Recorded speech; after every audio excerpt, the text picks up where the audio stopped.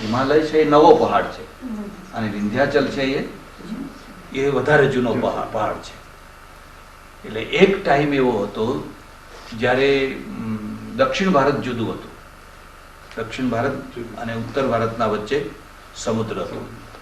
એટલે સુધી કે તમારી કોઈ વાર ઈચ્છા હોય ને તમે રિસર્ચ કરવાની ઈચ્છા હોય તો તમે રાજસ્થાનની યાત્રા કરજો, તો તમે જોશો તો રાજસ્થાનના પહાડો ઉપર સમુદ્રની લહેરોની ઘસાયેલી ધારીઓ છે. એના જે પહાડો છે ને પેલા મોજા ઘસાયા હોય એટલે કોઈ કાળે એ દરિયો આગળ ખસી ગયો. ઠેઠ ગુજરાતમાં ભાલ કાંઠો છે ને, ચરોતરને અડીને ભાલ કાંઠાથી નળ કાંઠો અને નળ કાંઠાથી વિરમગામથી વઢિયારથી લઈને ઠેઠ સિંધ સુધીનો આખો પહાડ પ્રદેશ દરિયામાંથી નીકળ્યો. પહેલા ત્યાં દરિયો હતો. એટલે પરિણામ શું આવ્યું કે 2-3 ફૂટ નીચે જાઓ એટલે ખારી જમીન આવે. ચરોતરમાં 200 ફૂટ નીચે જાઓ પથ્થર નહીં આવે. 200 ફૂટ સુધી તમે ડ્રિલિંગ કરો એવી ને એવી ધરતી આવશે. પણ ભાલગાળામાં તમે જાઓ અને જો 2-3 ફૂટ એટલે ઝાડ ના ઉગે, કારણ કે ઝાડને નીચે મૂળ જવા જોઈએ. માઇલો સુધી તમને એમને સૂકો પ્રદેશ દેખાય. એ દરિયામાંથી નીકળેલો છે. કચ્છનો ભાગ, રાજસ્થાનનો ભાગ. અને એ જ્યારે ઉથલપાથલ થઈ ત્યારે એમાં વૈદિક યુગની મોટામાં મોટી નદી જે સરસ્વતી હતી એ લુપ્ત થઈ ગઈ. સરસ્વતી હતી એ લુપ્ત થઈ ગઈ. અને ગંગા યમુના જે પહેલા સિંધ તરફ વહેતી હતી એ પછી પૂર્વગામીની થઈ ગઈ, પૂર્વ તરફ થઈ ગઈ. એટલે આ બધું ઘણું. તો હિમાલય છે એ આજે પણ લોકો એમ કહે છે કે હિમાલય હજુ વધ્યા કરે છે, હજુ પણ હિમાલય એનો ઊંચો થયા કરે છે. એટલે આ વાત થઈ ગઈ. એટલે પ્રત્યક્ષ જે પ્રમાણ છે એના દ્વારા સિદ્ધ થાય છે કે ભાઈ આ સૃષ્ટિ આટલા વર્ષ જૂની છે, આ વસ્તુ આટલા વર્ષ જૂની છે, આટલા વર્ષ જૂની છે, આટલા વર્ષ જૂની છે. તમે એને અનાદિ કહી શકો, એને અનાદિ ના કહી શકાય. એટલે નૈયાયિકોનું શું કહેવું છે કે ભાઈ જગત છે એ જગતની રચના કોઈને કોઈ કાળે કોઈને કોઈ પરમેશ્વરે કરી છે. કારણ કે સકર્તૃકમ જે આ ટેપ રેકોર્ડર છે એ કઈ આમ લૂદો ફેંક્યો ને ટેપ રેકોર્ડર બની ગયું એવું તો નથી. તમે માટીનો લૂદો લો અને આમ દિવાલ ઉપર ફેંકો અને પછી એક આકાર થઈ જાય એટલે તમે એમ તો કહી શકો કે ભાઈ જુઓ આ આકૃતિ આપોઆપ થઈ ગઈ કે ના થઈ. તો એ કેવી આકૃતિ થઈ? એ તો કોઈને કોઈ પ્રકારની આકૃતિ, તમારા શાહીનો ખડિયો ઢળી ગયો અને કાગળ ઉપર કંઈક આકૃતિ થઈ ગઈ, એને શું કહેવાય? અકસ્માત. એને અકસ્માત કહેવાય. પણ તમે જ્યારે વ્યવસ્થિત પેન્ટિંગ કરો છો, ત્યારે એ અકસ્માત. આપણે એમ માનીએ છીએ કે ઈશ્વરે જે જગતની રચના કરી છે બિલકુલ વ્યવસ્થિત છે, કોઈ જગ્યાએ અવ્યવસ્થા નથી. અને કોઈ જગ્યાએ અવ્યવસ્થા હોય તો તમે ખોળી કાઢજો. દાખલો તમને આપો. એ માનો કે પાણી, હવે પાણીને પ્રવાહી બનાવ્યું. પાણી પ્રવાહી ન હોય ને નક્કર હોય તો, પથ્થર જેવું કે માટી જેવું નક્કર હોય તો શું થાય? એક આટલો જ વિચાર કરો. વાયુને વધારે સૂક્ષ્મ બનાવી, વહેતો બનાવી દીધો. હવે એની જગ્યાએ વાયુ છે એને પથરા જેવો બનાવ્યો હોય તો શું થાય? તમને એમ લાગશે કે આ એક વ્યવસ્થા છે. એથી વધારે તમને કહું, માનો કે આ પૃથ્વી છે, આપણી પૃથ્વી. એ પૃથ્વીમાં એક ભાગ જમીન અને 3 ભાગ પાણી છે. હવે એને ઉલટાવી નાખો. જમીન બહુ ઓછી પડે છે, બહુ મોંઘી થઈ ગઈ છે, ના દરિયો ઓછો હોય તો શું વાંધો છે? આટલા બધા દરિયાને શું કરવો છે? હવે એને ઉલટાવી નાખો. 3 ભાગ પૃથ્વી અને 1 ભાગ પાણી. તો શું પરિણામ આવે? કલ્પના કરી શકો છો?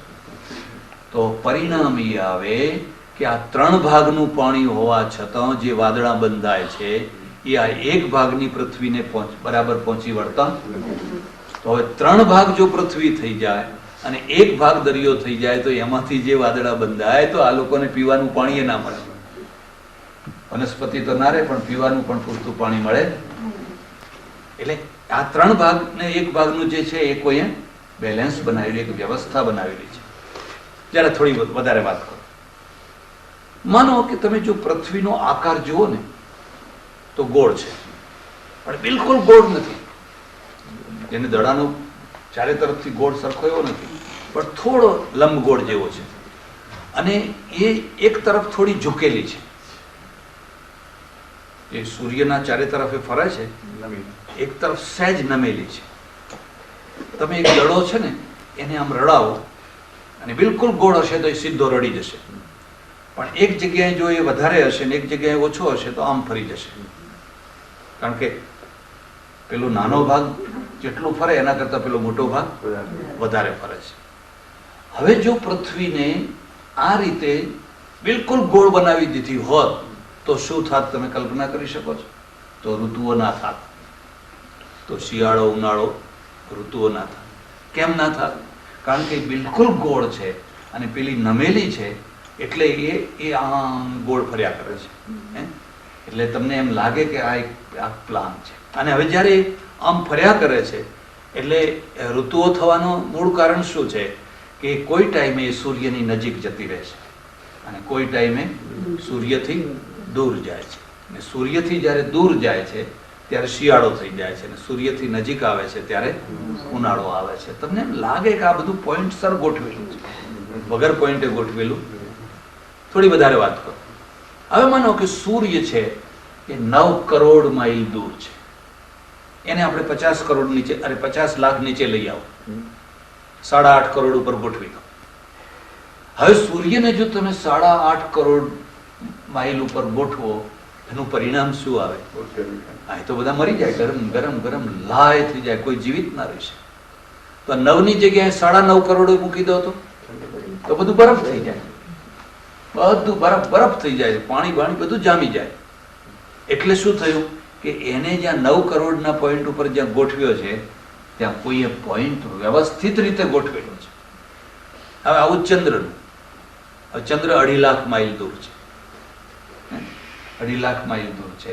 આપણા ત્યાં એવી માન્યતા છે કે ચંદ્રમાં મનસો જાત, ચંદ્રમાં પૃથ્વીનો દીકરો છે, અને પૃથ્વીનો દીકરો છે એટલે એ ચંદ્રમાનો લોચો જે બહાર નીકળ્યો એના સમુદ્ર બને, એના જે ખાડા પડ્યા એમાંથી આ સમુદ્ર થયા.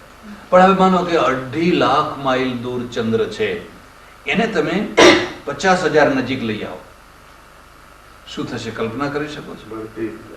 સમુદ્રમાં એટલા મોજા ઉછળશે, ગુરુત્વાકર્ષણના કારણે એટલા મોજા ઉછળશે કે પાણી બધે ફેલાવી દેશે. તો એને 50,000 માઇલ દૂર કરી દો, 2.5 લાખની જગ્યાએ 3 લાખ દૂર કરી દો, તો શું પરિણામ આવશે? તો ઓટ થઈ જશે, ભરતી ઓટની આખી વ્યવસ્થા ખતમ થઈ જશે. તમે જેટલો વિચાર કરશો એટલો તમને એમ લાગશે કે ઓહો હો હો, કઈ ગોઠવણી કરી છે, કઈ ગોઠવણી કરી છે, કઈ ગોઠવણી કરી છે. એટલે પેલો નૈયાયિક શું કહે છે? અરે ભાઈ, આ જગત કોઈ અકસ્માત નથી, ગમે ત્યાં ગમે તેમ લોચા ફેંકાઈ ગયા એવું નથી, પણ આ જગત છે એ કોઈની ને કોઈની રચના છે, ને વ્યવસ્થિત રચના છે. હજુ મને એક બીજી વાત યાદ આવી. બીજી વાત શું યાદ આવી? એ પણ સમજવા જેવી છે. આપણે કેમ જીવીએ છીએ? આપણે જીવીએ છીએ ઓક્સિજનથી. મેં પેલી બાયપાસ સર્જરી લખી, એમાં બધી થોડીક વાતો લખેલી છે. તો હવે ઓક્સિજન છે, અત્યારે તો આપણને બધા ઘણા વાયુ આપણને મળ્યા, પહેલા આટલા બધા વાયુની ખબર નથી, અને જેમ જેમ વધુ વાયુ મળતા જાય છે એમ એમ આપણે એનો ઉપયોગ પણ સમજતા જઈએ. તો સામાન્ય રીતે જ્યાં શુદ્ધ વાયુ હોય, જેને આપણે શુદ્ધ વાયુ કહીએ, પોલ્યુશન ના હોય, ત્યાં શું માત્રા હોય છે? તો 100% વાયુમાં 80% નાઇટ્રોજન, 80% નાઇટ્રોજન, 19% ઓક્સિજન અને 1% કાર્બન ડાયોક્સાઇડ. હવે આ 1%ની જગ્યાએ 1.5% થાય કે 2% થાય તો પોલ્યુશન. ભારતમાં અત્યારે જે વાયુનું બેલેન્સ છે, પ્રમાણ છે, એ ઓક્સિજનનું પ્રમાણ છે 18, 18. એટલે 1/2% માત્ર કાર્બન ડાયોક્સાઇડ 1/2% વધે એટલે પોલ્યુશન થઈ ગયું. પરમેશ્વરે શું વ્યવસ્થા કરી જરા સમજવા જેવી. નાઇટ્રોજન કેમ મૂક્યો? તો આ નાઇટ્રોજન તો કશા કામનો નથી, તો નાઈફનો કે જેવો છે. એ તો આપણે લઈએ ને કાઢીએ એટલે એનો કોઈ ઉપયોગ જ નથી. પણ એ એમ માને છે, એમ છે કે આ ઓક્સિજન એકલો લઈ શકાય, એને કોઈના માધ્યમથી લેવો પડે. આયુર્વેદનું જે રસાયણ હોય ને, એક સોયના નાકા ઉપર લેવાનું હોય, પણ એમને સીધું જીભ ઉપર ના મુકાય. હોમિયોપેથિક ગોળી તો તમે સીધી મૂકી શકો, પણ આયુર્વેદની જે આટલી નાની સરખી માત્રા હોય, એ કાં તો મધમાં લેવી પડે, કાં તો ઘીમાં લેવી પડે, કાં તો કોઈ બીજી પીડામાં કંઈ ને કંઈ લે. એ એનું શું થયું? માધ્યમ. એક એમને સીધી તમે એને લઈ શકો નહીં. એટલે નાઇટ્રોજન 80% મૂકે. હવે આ બાકીના જે 20% છે એમાં બેલેન્સ રાખવા માટે એક તો પહેલી વ્યવસ્થા એ કરી કે ઓક્સિજનને ભારે બનાવ્યો અને કાર્બન ડાયોક્સાઇડને હલકો બનાવ્યો. હવે બેયને જો ઇક્વલ બનાવ્યા હોત તો, માનો કે બેયના વજન સરખા બનાવ્યા હોત તો આપણે જે રાત્રે કે દિવસે કે જે બહાર કાઢીએ છીએ, ઝેરી વાયુ બહાર કાઢીએ, એ અહીં અહીં રહ્યો હોત તો માણસો જીવી ન શક્યા હોત. પણ આપણે જે કાર્બન ડાયોક્સાઇડ બહાર કાઢીએ એ હલકો હોવાના કારણે ઊંચો જાય ને ઊંચો જઈને એટલે વેન્ટિલેશન રાખવાનું. ઉપર જે વેન્ટિલેશન રાખવાનું કારણ એટલા માટે કે કાર્બન ડાયોક્સાઇડ બહાર નીકળી જાય અને ઓક્સિજન ભારે છે એટલે આપણને સતત મળતો. અચ્છા, હવે બહાર તો નીકળી ગયો, પણ બહાર નીકળીને આ સ્ટોક ચાલશે કેટલા દિવસ? તમારી પાસે ગમે એટલો મોટો સ્ટોક હોય, પણ અંતે તો એક દિવસ ખૂટવાનો ને. પણ પરમેશ્વર એની વ્યવસ્થા કરી દીધી. આ વૃક્ષો છે, એ વૃક્ષોના માટે આપણો જે ઝેરી વાયુ છે એના માટે ખોરાક છે. એટલે એ કાર્બન ડાયોક્સાઇડ ઉપર જીવે છે. એટલે તમે રિસર્ચ કરજો, જ્યાં ફેક્ટરીઓ હોય, જ્યાં બહુ કાર્બન ડાયોક્સાઇડ, ત્યાં ઝાડ બહુ સારા થાય, ત્યાં વૃક્ષો બહુ સરસ થાય. કારણ કે જે બધો કાર્બન ડાયોક્સાઇડ નીકળે છે એ એનું જીવન છે. અને એ શું કાઢે છે? ઓક્સિજન કાઢે છે. કોઈએ વ્યવસ્થા કરી છે. જો આ વ્યવસ્થા ના કરી હોત તો આપણે જીવીને કેટલા ટાઈમ જીવવાના હતા? કેટલા ટાઈમ? કોઈએ એવી વ્યવસ્થા કરી છે કે તમારું ઝેર બીજાનું અમૃત છે અને બીજાનું ઝેર એ તમારા માટે અમૃત છે. એટલે તમે જેટલું ઊંડાણથી વિચાર કરો, તમને એમ લાગે કે ઓ મારા ભગવાન, તે કંઈ વ્યવસ્થા કરી છે, કંઈ વ્યવસ્થા કરી છે, કંઈ વ્યવસ્થા કરી છે. આવી જ તમારી શરીરની રચના છે. આખા શરીરની રચના પણ એ જ પ્રકારની ગજબની છે. એટલે નૈયાયિક શું કહે છે કે ભાઈ આ જગત કોઈ અકસ્માત, કોઈ લૂંદો ફેંક્યો અને બની ગયું અને પછી ચાલવા માંડ્યું એવું નથી. એની એક બિલકુલ વ્યવસ્થા છે. નાનામાં નાના સેલની પણ વ્યવસ્થા છે. અને એટલા માટે એ વ્યવસ્થા કરનાર જે છે એનું નામ છે પરમેશ્વર.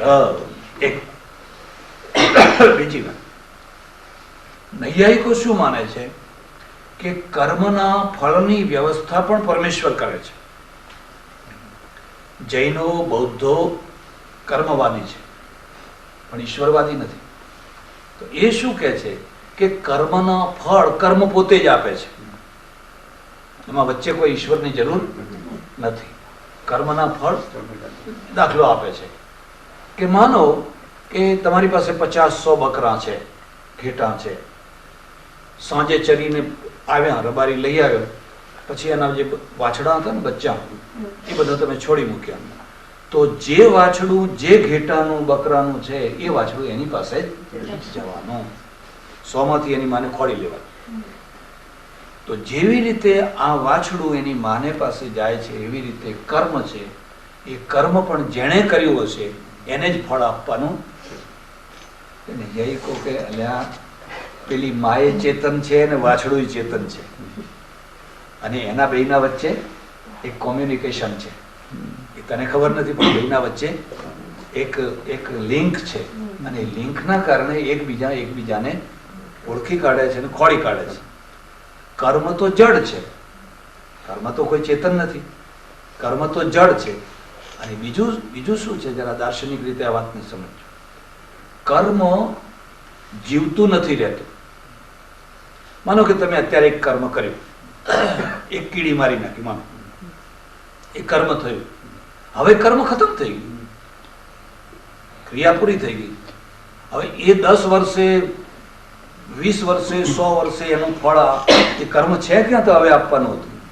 એટલે વચ્ચે મીમાંસકો શું માને છે કે કર્મ મરી ગયું પણ અદૃષ્ટ ઉત્પન્ન કર્યું.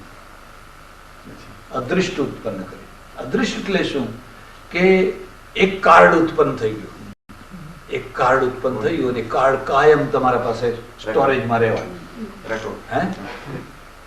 રેકોર્ડ થઈ ગયું. હવે એ રેકોર્ડ જે કાર્ડ છે ને એ કાર્ડ સમય આવે પછી તરત જ બહાર આવશે. નૈયાયિકોનું કહેવું છે કે જો એવી રીતે કર્મના ફળ આપોઆપ પોતાની મેળે મળતા હોય તો કોઈ જજ રાખવાની જરૂર પડે. તો જેણે હત્યા કરી છે એને આપોઆપ ફાંસી લાગી જવી જોઈએ, પણ એમ આપોઆપ કોઈને ફાંસી લાગતી એમ જેણે હત્યા કરી છે એ આપોઆપ ફાંસી સ્વીકાર કરવા પણ તૈયાર થતો. એટલે આપણે દુનિયામાં જજ રાખવો પડે છે અને જજ જ્યારે એને ફાંસીની સજા ફટકારે છે પછી પોલીસ કે બધા ભેગા થઈને એને ફાંસીએ લટકાવે છે ત્યારે જ ન્યાય અપાય છે. એમ કર્મની વ્યવસ્થા પરમેશ્વર વિના થઈ શકે. પરમેશ્વર કર્મનું ફળ આપે છે. આપણે દોહરામાં શું કહ્યું? રામ ઝરૂખે બેઠ કે સબકા મુજરા લેત, જૈસી જાકી ચાકરી વૈસા વાકો દે. એ ઝરૂખે બેઠો બેઠો એને ઉપનિષદ શું કહ્યું? બહુ સરસ ઉપનિષદનો એક શ્લોક મંત્ર છે. દ્વા સપર્ણા સયુજા સખાયા સમાનમ વૃક્ષમ પરિશસ્વ જાતે તયોરન્યમ રન્ય એકમ પીપલમ સ્વાદુ અત્તિ અનસ્નન્યો અભિચાકશીતિ. એને રૂપક આપ્યું કે એક પીપળના વૃક્ષ ઉપર બે પક્ષીઓ બેઠા છે. તો બે પક્ષીઓ દ્વા સપર્ણા, સપર્ણા એટલે પક્ષી, પર્ણ એટલે પાંખો. દ્વા સપર્ણા સયુજા હંમેશા સાથે રહેનારા, સખાયા પાછા બે ભાઈબંધ પણ, સમાનમ વૃક્ષમ પરિશસ્વ જાતે એક જ વૃક્ષ ઉપર બંને બેઠેલા છે. બેમાં ફરક શું છે? તયોરન્ય એ બેમાંથી એક પીપલમ સ્વાદુ અત્તિ, એક છે ને પીપળને ખાય છે, એના ફળ ખાય છે, આ કરે છે તે કરે છે. અન્ય અને બીજો છે અભિચાકશીતિ, એ માત્ર જોયા કરે છે. એ માત્ર દ્રષ્ટા થઈને જોયા કરે છે કે તે કેટલું ખાધું, કેટલું બગાડ્યું, કેટલું શું કર્યું, કેટલું આ કર્યું, કેટલું તે કર્યું. એમ આ સંસાર રૂપી વૃક્ષના ઉપર જીવાત્મા અને પરમાત્મા આ બે પક્ષીઓ બેઠેલા છે. પેલો જીવાત્મા છે એ સુખ દુઃખના ફળો ભોગવે છે. પીપળના ફળ છે એ સુખરૂપ દુઃખરૂપ જે હોય એ ભોગવે છે. અને અન્ય પેલો પરમાત્મા છે અભિચાકશીતિ, એ માત્ર દ્રષ્ટા છે. જ્યારે જરૂર પડે, સમય આવે ત્યારે એના પરિણામ એને આપે છે. ઓમ પૂર્ણમદઃ પૂર્ણમિદં પૂર્ણાત પૂર્ણમુદચ્યતે પૂર્ણસ્ય પૂર્ણમાદાય પૂર્ણમેવાવશિષ્યતે. ઓમ શાંતિ શાંતિ શાંતિ. સદ્ગુરુ દેવ નમઃ. પાર્વતી પતે.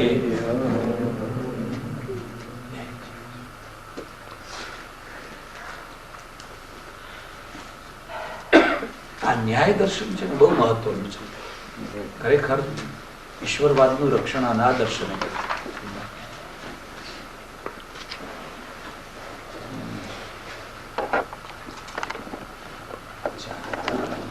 કોઈને કઈ પૂછવાની ઈચ્છા થાય તો પૂછવું, હો, સંકોચ નહીં કરવો.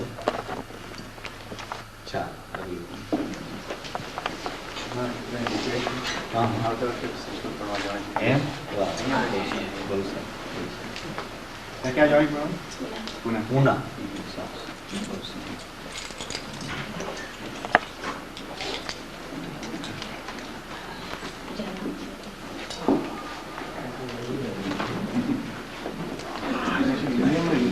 વૈજ્ઞાનિક રીતે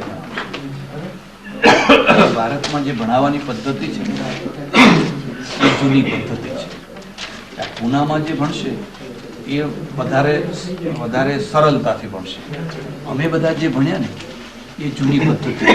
એમાં શું થાય કે ઘણા ટાઈમ પછી તમને જ્ઞાન થાય. સચોટ થાય એટલે પછી સચોટ થાય. તમે સિદ્ધાંત કૌમુદી કે અષ્ટાધ્યાયી કે બધું વાંચો, ઘણું ગોખવું પડે, ઘણું યાદ કરવું પડે. 2-3 વર્ષ સુધી તો કંઈ ખબર જ ના પડે. પણ પછી જે થાય એકદમ સરસ થાય. અને પહેલાં જે છે આ નવી પદ્ધતિ, એ નવી પદ્ધતિમાં તમે આજથી ભણવાનું શરૂ કરો અને કાલથી જ એનો ઉપયોગ શરૂ કરો. જેમ અંગ્રેજી વગેરે છે, કાલથી જ એનો ઉપયોગ કરો એટલે એ વધારે સારું છે. અત્યારે પહેલાં જેટલો ટાઈમ નથી લોકો કે ચાલો 15 વર્ષ સુધી, 12 વર્ષ સુધી, 25 વર્ષ સુધી આપણે આ ભણ્યા કરીએ. એટલે અત્યારે 1-2 વર્ષમાં બધું તૈયાર કરવાનું. એટલે આ પદ્ધતિ બરાબર છે. તમે વિચાર કરો કે અહીંયાનું ત્યાં બી થોડું હા, તો તુલનાત્મક રીતે અહીંયા પણ અહીં વધારે સારું રહેશે. સમરમાં એવું કંઈ કોર્સ જ નથી, પણ અહીં તમે ભણશો એ વધારે સારું રહેશે.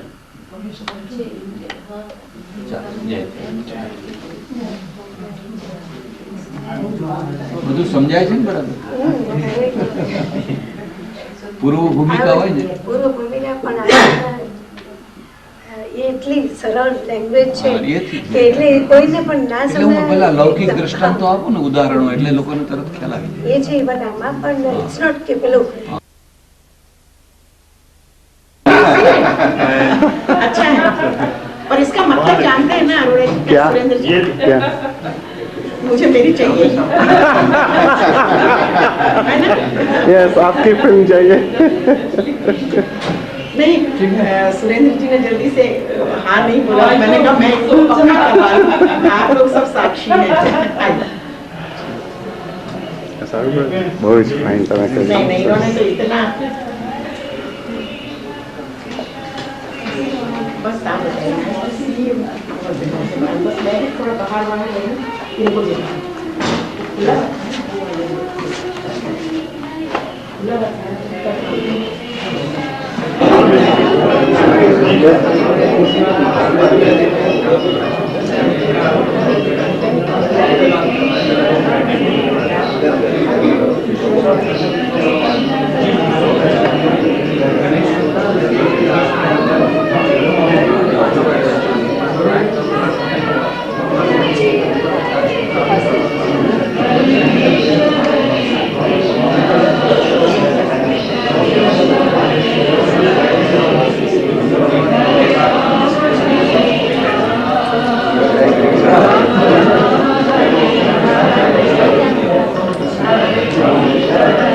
નમોનારાયણ સ્વામીજી.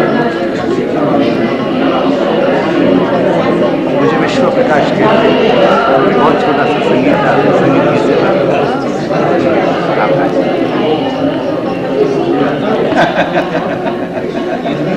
जी विदेशी आपके प्रियजन विद्यार्थी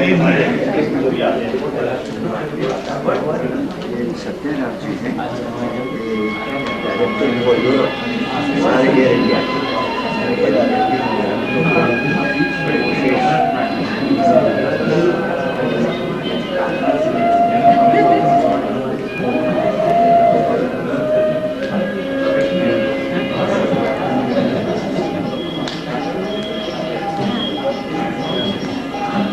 अच्छा अच्छा, वाह. इसमें सब धर्मों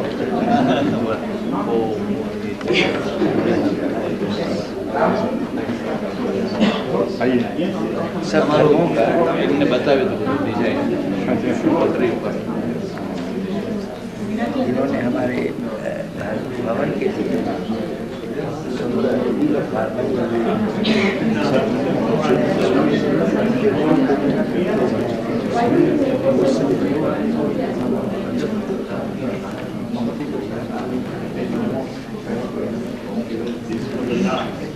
आओ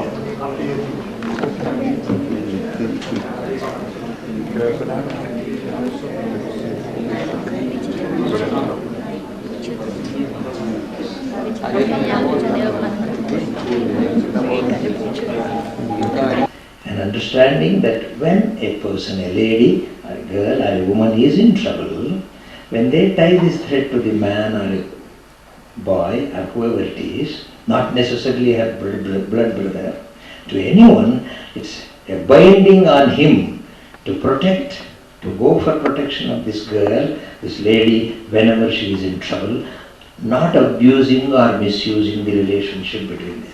Therefore, sisterly, brotherly affection. And Singhviji has thought that we should celebrate this today. The second one is Krishna, the amazing person, the great man, Janmashtami. Friends, in our calendar, Hindu calendar, it's very interesting. Apna High Commissioner Sahib thought of it. Kanchi Jagadguru Paramacharya once said, speaking about the festivals, many of us are supposed, all of us, supposed to observe our festivals, rituals. In the Shadi also, when we take the hand of the bride, the husband requests the wife. Vinayak Chaturthi is the first one in the festival calendar. In between these 7 plus 3, 4 days, 10 days, no festivals. Otherwise, the Indian calendar has more than 259 festivals. And very major festivals, about 14 to 15, like Ram Navami, Shivaratri, Vyasa Purnima, Guru Purnima, Gita Jayanti, etc., etc., Dasara, Durga Puja, Lakshmi Puja, about 14 to 15. So, Krishnashtami is the finale and Chaturthi is the first one. So, keeping this in mind, our सही बात है कि ज्ञान भी हो और विज्ञान भी हो। हमारे गणपति सत्यनारायण स्वामी जी आ रहे हैं मैसूर से, मैं उनका हृदय से स्वागत करता हूँ आप सबकी ओर से और उनका अभिनंदन करता हूँ।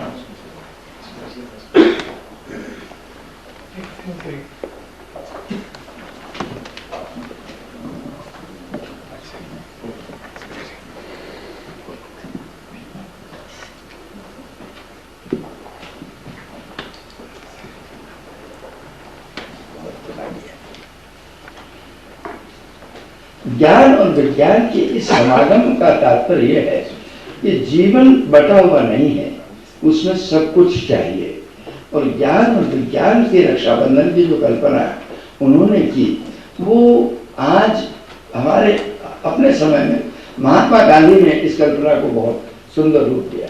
उन्होंने कहा कि रक्षाबंधन तो तुम्हारे हृदय में है, ईश्वर के प्रति श्रद्धा ये एक रक्षाबंधन है, और पड़ोसियों के प्रति और पड़ोसियों की आपके प्रति सद्भावना ये एक रक्षाबंधन।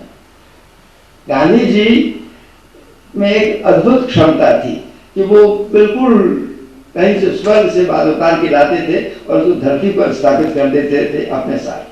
तो ये बड़ी भारी बात है कि रक्षाबंधन जो है वो क्या है, और उस रक्षाबंधन का जैसा महात्मा गांधी ने कहा, ईश्वर में श्रद्धा और पड़ोसियों की सद्भावना एक रक्षाबंधन है। हम रक्षाबंधन के दिन इसी बात की कल्पना करते हैं, इसी बात की कामना करते हैं। इसीलिए मुझे अच्छा लगा कि हमारे मित्र मथुर जी ने शुरू से ही शांति मंत्र से सारा कार्यक्रम शुरू किया।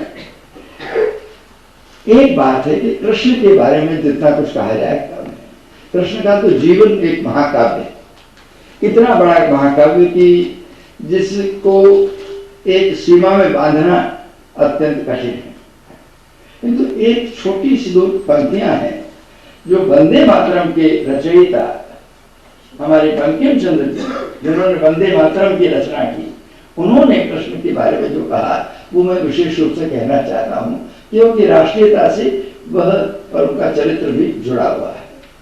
भगवान कृष्ण के जीवन को जिस तरह से गांधी जी ने अपने जीवन में उतारा और जिससे नई उसकी व्याख्या की, सत्य के रूप में, अहिंसा के रूप में, दृढ़ता के रूप में और युद्ध करने की तत्परता के रूप में, संघर्ष करने की तत्परता के रूप में, यद्यपि उनका युद्ध दूसरी प्रकार का।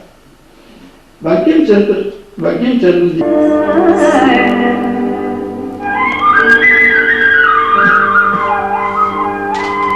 हरि पद्मनाभ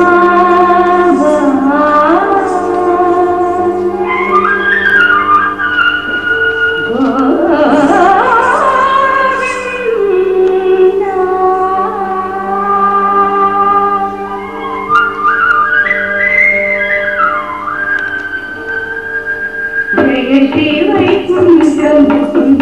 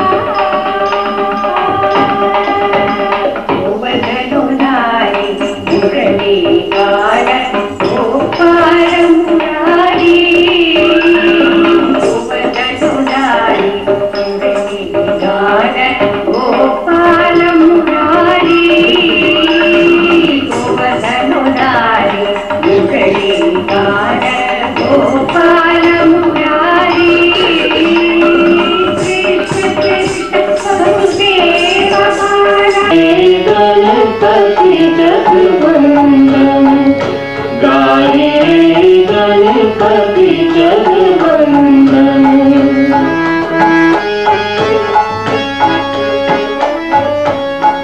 सिद्धि सदन गण बदन विनायक सिद्धि सदन गण बदन विनायक कृपा सिंधु सुंदर सब लायक कृपा सिंधु सुंदर सब लायक गाइए गणपति जगवंदन गाइए गणपति जगवंदन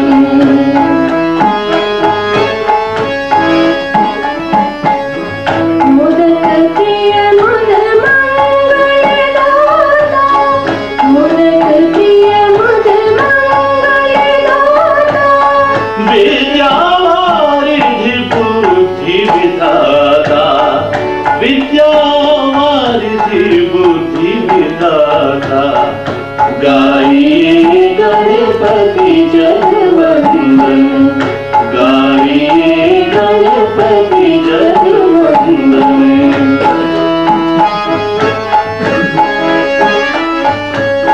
मांगत तुलसीदास कर जोरे मांगत तुलसीदास कर जोरे बसहु राम सिय मानस मोरे बसहु राम सिय मानस मोरे गाइए गणपति जगवंदन गाइए गणपति जगवंदन शंकर सुवर भवानी के मंदन शंकर सुवर भवानी के मंदन गाइए गणपति जगवंदन गाइए गणपति जगवंदन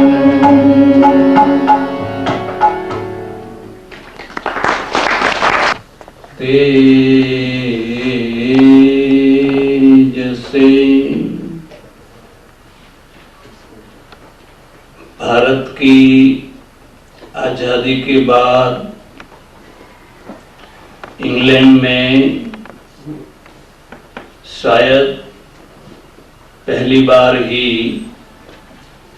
ऐसे एक हाई कमिश्नर आए हैं जो केवल राजनीतिज्ञ ही नहीं अपितु वेद उपनिषद पुराण लोकोत्सव प्रजा के प्रश्न प्रजा से मिलना लोगों से मिलना और अत्यंत विवेक विनय नम्रता से सबके साथ में हृदय से प्रेम से मिलने वाले शायद हम लोगों को प्राप्त हुए हैं। ऐसे आदरणीय हमारे हाई कमिश्नर श्री सिंघवी जी और बहन श्री सिंघवी जी, वंदनीय संत वृंद, सज्जनगण, माताएं। जैसे गाड़ी है, कार है, वो पेट्रोल से चलती है, ऐसे जीवन उत्साह से चलता है। अगर गाड़ी में पेट्रोल ना हो और गाड़ी बहुत सुंदर हो फिर भी वो चल नहीं सकती है। ऐसे जीवन में सब कुछ हो लेकिन अगर उत्साह ना हो तो जीवन मुर्दा सा हो जाता है। और ये उत्साह जो है जिससे आवे, जिसके द्वारा आवे, उसे उत्सव कहते हैं। उत्सव का अर्थ होता है उत ऊर्ध्वम शून्य प्रसवे, जिससे आदमी को ऊपर उठने की प्रेरणा मिले, उसका नाम है उत्सव। तो हमारे यहाँ एक साथ में 3 उत्सव त्रयी हो रही है।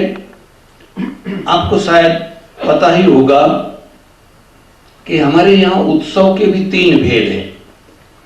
एक शास्त्रीय उत्सव है, दूसरा राष्ट्रीय उत्सव है और तीसरे जो हैं लोकोत्सव हैं।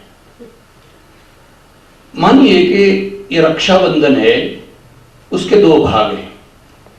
ब्राह्मण यानी कि द्विज जब यज्ञोपवीत बदलते हैं तो वो शास्त्रीय उत्सव है। लेकिन एक भाई को एक बहन जब राखी बांधती है तो ये रक्षाबंधन का जो उत्सव है ये लोकोत्सव है। होली जो है लोकोत्सव है। ऐसे कई उत्सव हैं जो लोगों के द्वारा आते हैं, लोग मनाते हैं गांवों में, देहातों में, कस्बों में और बड़ा आनंद करते हैं। और 15वीं अगस्त हो या 26वीं जनवरी हो या और भी कोई ऐसा पर्व हो जिसमें हम हमारे देश के विषय में कुछ सोचें, विचारें, आनंद उत्सव मनावें, तो ये हमारा राष्ट्रीय उत्सव है।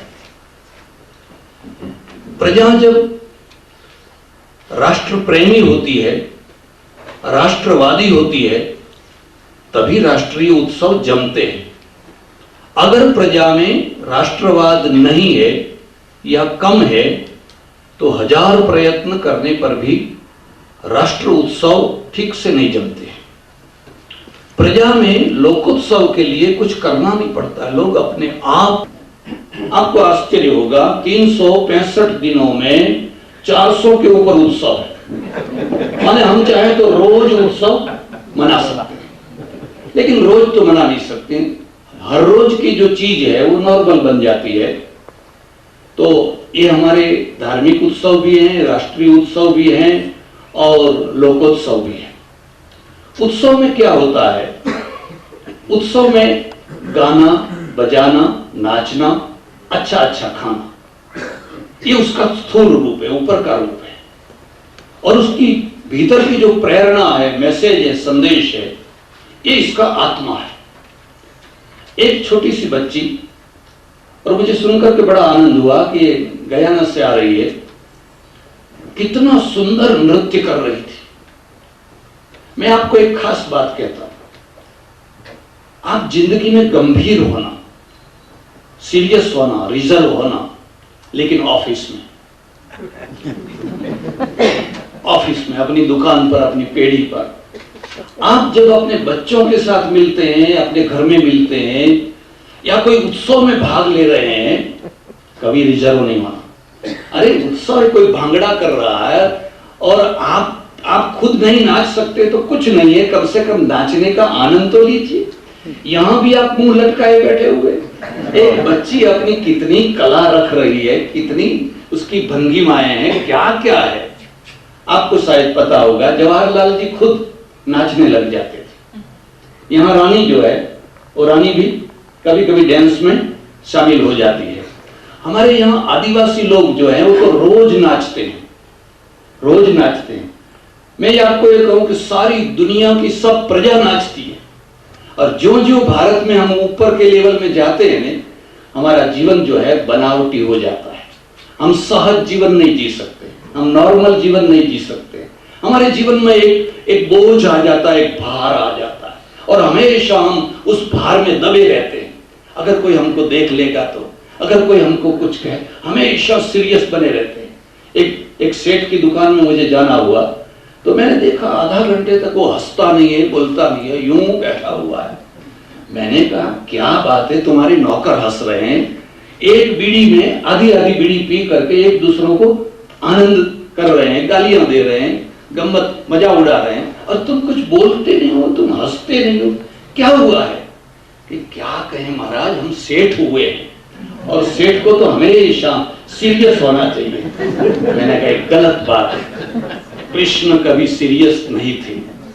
कृष्ण की अगर कृष्ण से मैसेज लेना हो तो वो युद्ध के मैदान में भी हंसता है, और द्वारिका को छोड़ते समय भी उसके चेहरे पर हास्य।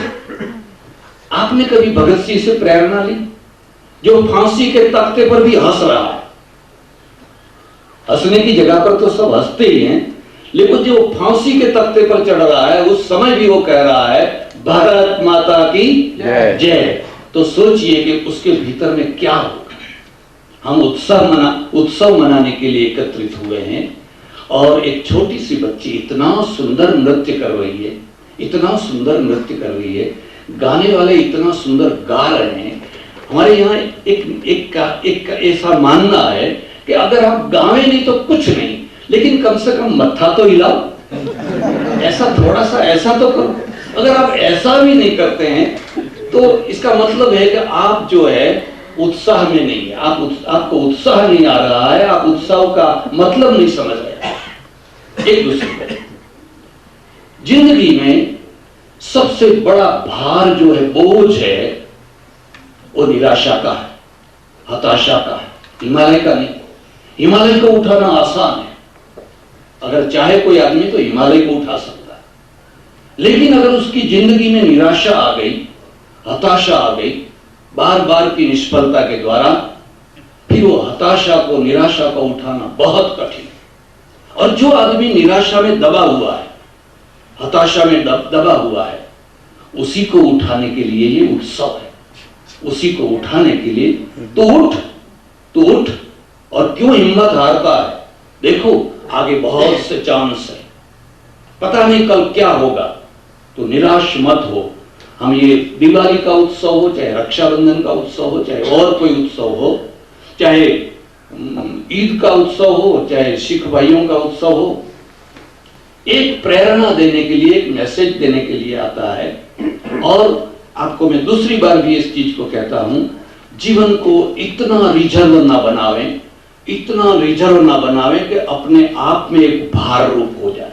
कभी कभी आप थिरकने लगे, कभी हंसने लगे, सहज जीवन, नॉर्मल जीवन, ये नॉर्मल लाइफ है, तो उस समय में आपके भीतर की जो निराशा है, आपके भीतर का जो बोझ है, अपने आप छूट जाएगा। आप जानते हैं इस्कॉन जो संस्था है, इसके जो प्रवर्तक है चैतन्य महाप्रभु, और चैतन्य महाप्रभु की परंपरा में बाद में आए प्रभुपाद स्वामी, इन्होंने सारी प्रार्थना को नृत्य में बदल दिया। केवल बैठ करके सीरियस होकर प्रार्थना करें, ठीक है, चलो अच्छा है, लेकिन आप जब 5, 10, 15, 20, 25 आदमी इकट्ठे होकर के हरे कृष्णा हरे कृष्णा हरे कृष्णा, और जब आप नाचने लगते हैं, थिरकने लगते हैं, आप विकारी नहीं होते, आप विकारी नहीं होते। इस बच्ची को नृत्य करके देखते समय आप विकारी नहीं होते, आपके विकार निकल जाते हैं। विकारी कब होते हैं? जब मुंह मोड़ लेते, अरे कोई देख लेगा तो, अरे तुम नृत्य देख रहे हो, अरे तुम संगीत सुन रहे हो, तो मुंह बढ़ता, तब तुम्हारे भीतर में सब वो आग जलने लगे। लेकिन ये इधर अगर आप होते हैं तो आपके भीतर के सब सारे विकार निकल जाएंगे। इसलिए सज्जन गण, आपको मैं ज्यादा बातें नहीं कहूंगा, मुझे एक जगह पर जाना है और जल्दी है, और इसलिए इतनी बात कहूंगा। मैं पहले तो सिंघवी जी को बहुत बहुत धन्यवाद और अभिनंदन देता हूं कि आपने केवल अपने ऑफिस में बैठ करके केवल सरकारी काम करने तक ही अपने आप को सीमित नहीं रखा। अगर इतना ही आप सीमित रहते तो बहुत तो आप राजदूत हो सकते थे। लेकिन आप जो है भारतीयों में संपर्क में आए, भारतीयों से संपर्क किया, चाहे वो गुजराती हो, चाहे पंजाबी हो, चाहे साउथ इंडियन हो, चाहे वो बंगाली हो, चाहे कोई भी हो। यहाँ लंदन में उसको एक जगह ऐसी लगे कि हमारी जगह है, ये सचमुच में इंडियन भवन है, ये हमारी जगह है, हम यहाँ जाएंगे तो हमें यहाँ पर सचमुच में भारतीयता का अनुभव होगा। इसलिए ये उत्सव तो मंदिरों में होते ही हैं, मंदिर वाले तो करते ही हैं, लेकिन एक राजभवन में, एक इंडियन हाउस में एक राजदूत, एक हाई कमिश्नर, और वो भी इनके वस्त्रों में, इनके बोलने में, इनके दिखाव में कहीं पर भी आपको ये नहीं लगेगा कि ये इंडियन नहीं है। और मैं सबसे ज्यादा प्रभावित हुआ हूं हमारी बहन सिंघवी जी से, कमला देवी जी से। वो चाहती तो 25 से 80 कुर्सी पर बैठ सकती थी, सिंघवी जी के बगल में बैठ सकती थी, उनका हक है। अगर वो बैठे तो वो अविवेक नहीं होता, वो उनका हक है, लेकिन वो बिल्कुल सबसे पीछे जा करके बैठ गई। हमारे चैतन्य महाप्रभु ने अंतिम श्वास जब ले रहे थे तब शिष्यों ने बहुत कहा कुछ उपदेश दीजिए, कुछ उपदेश दीजिए। कहा मैंने तो जिंदगी भर आपको बहुत सी बातें सुनाई है, अब क्या मैं सुनाऊं? नहीं, आखिर की कुछ बात सुना दीजिए। और उन्होंने कई श्लोक सुनाए, उसमें सिर्फ एक ही श्लोक में आपको सुनाता हूं। त्रिनादपि सुनीचेन तरोरपि सहिष्णुना अमानीना मानदेन कीर्तनीय सदा हरि। अगर तुम भगवान का भजन करना चाहते हो तो तिनके से भी अपने आप को छोटा मानो। त्रिनादपि सुनीचेन, तिनका भी बड़ा है हमसे, तो तिनका भी कुछ काम का है। त्रिनादपि सुनीचेन तरोरपि सहिष्णुना, अगर वो पेड़ है उसको कोई पत्थर मारता है तो सामने पत्थर नहीं मारता है, वो तो आम देता है, फल देता है। तरु जो वृक्ष है उससे भी ज्यादा सहिष्णु बनो। अमानीना मान देना, कभी मान की इच्छा न रखो। ये मान तुम्हें मार डालेगा, लेकिन मान देने से मत चुको। कोई भी आदमी हो उसको मान देने से मत चुको। कीर्तनीय सदा हरि, अगर ये तीन बातें आप कर सकते हैं, हरि आपके साथ में, भगवान आपके साथ में। भगवान को खोजना नहीं पड़ेगा, भगवान आपको खोजता रहेगा। आप सबके दर्शन हुए, और सिंघवी जी और बहन कमला जी और आप सब संतगण, आप सबके दर्शन हुए, मैं धन्य हुआ। आपका आभार। हरिओम। मुझे क्षमा करें, मैं बीच में से उठ करके जा रहा हूँ, जाना नहीं चाहिए, लेकिन आगे एक कार्यक्रम है और समय से पहुंचना जरूरी है, तो मैं अविवेक कर रहा हूँ, आप मुझे क्षमा करें। आभार। हरिओम। હવે પ્રમાણ એટલે શું? આ સંસ્કૃતનો શબ્દ છે. તમે પેલા સાદી વાત કહીશ એટલે ખ્યાલ આવશે. માનો કે આ ટેબલ, આ સ્ટૂલ છે. આ સ્ટૂલ કેટલું લાંબુ છે? એટલે કોઈએ કહ્યું કે 2 ફૂટ છે, કોઈએ કહ્યું કે 1.5 ફૂટ છે, કોઈએ કહ્યું કે 4 ફૂટ છે. પણ એની સાબિતી શું? એટલે આપણે તરત જ કંઈક ફૂટ પટ્ટી પડી હતી, ટેપ પડી હતી, ટેપ લઈ આવ્યા અને ટેપ લાવીને અહીંથી અહીં માપ્યું, અહીંથી અહીં માપ્યું, નક્કી કર્યું ભાઈ આ તો 15 ઇંચ 17 ઇંચ છે. તો હવે 17 ઇંચ છે એ મેં મારી ટેપથી માપ્યું, તમે તમારી ટેપથી માપો, તમે તમારી ટેપથી માપો, અને બધાએ જોયું કે આ 17 ઇંચ છે. તો આનું નામ શું થયું? પ્રમાણ. હવે પેલો જે 4 ફૂટ કહે છે, પેલો 5 ફૂટ કહે છે, પેલો 2 ફૂટ કહે છે, એ કંઈ સત્ય થયું? એમ માન, પ્રમાણ જે નિશ્ચિત કરી આપે એનું નામ કહેવાય પ્રમાણ. એટલે હું તમને એક પરિભાષા લખાવું છું, એ યાદ રાખજો. પણ પરિભાષાની પરિભાષા પહેલા કહું. પરિભાષા એટલે શું?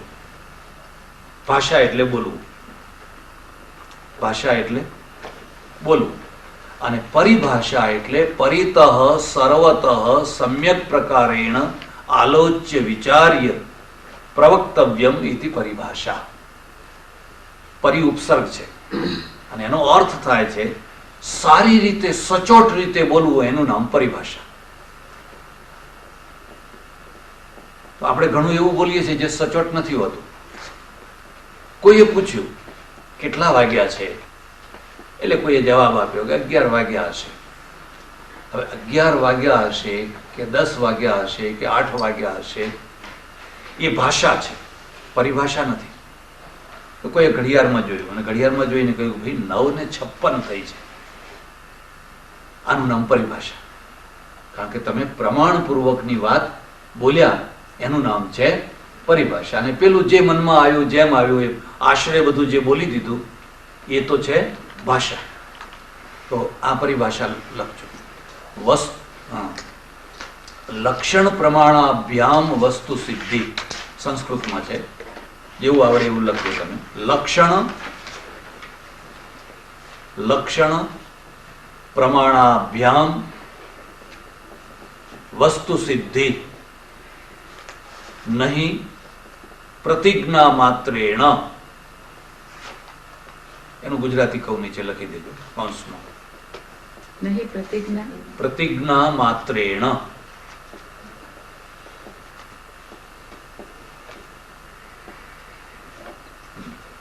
તો એક કૌંસ કરીને નીચે લખજો.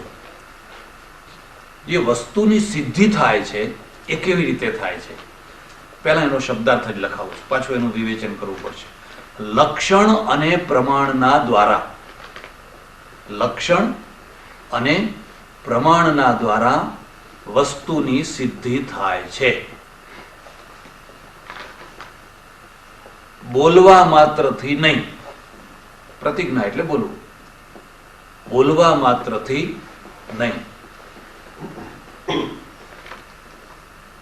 આ ન્યાયનું જ છે. આજે આપણે ન્યાય વિશે ચર્ચા કરી રહ્યા છીએ, એની જ આ બધી પરિભાષાઓ છે. તો હવે પહેલા લક્ષણ શબ્દ આવ્યો. લક્ષણ એટલે શું? બહુ સુંદર વાત છે. કોઈ પણ વસ્તુ હોય એ વસ્તુને લક્ષિત કરો. માનો કે ગાય, માનો કે ગાય છે, એટલે ગાય શું? તો કે જેને 2 શિંગડા હોય, 4 પગ હોય, 1 પૂંછડું હોય, એનું નામ કહેવાય ગાય. આ તો બરાબર નથી. કારણ કે ભેંસને પણ આવું હોય છે. ભેંસને પણ 2 શિંગડા હોય છે, 4 પગ હોય છે અને પૂંછડું હોય છે. આ બધું ઘણા પ્રાણીઓને હોય છે. એટલે તમારું લક્ષણ છે એ દૂષિત થયું. એટલે લક્ષણના 3 દોષ લખવા હોય તો લખી. તમે જ્યારે લક્ષણ બનાવો ત્યારે એના 3 દોષ હોય. 3 દોષથી રહિત જે હોય એનું નામ કહેવાય લક્ષણ. લખો. 1 અતિવ્યાપ્તિ, 2 અવ્યાપ્તિ અને 3 અસંભવ.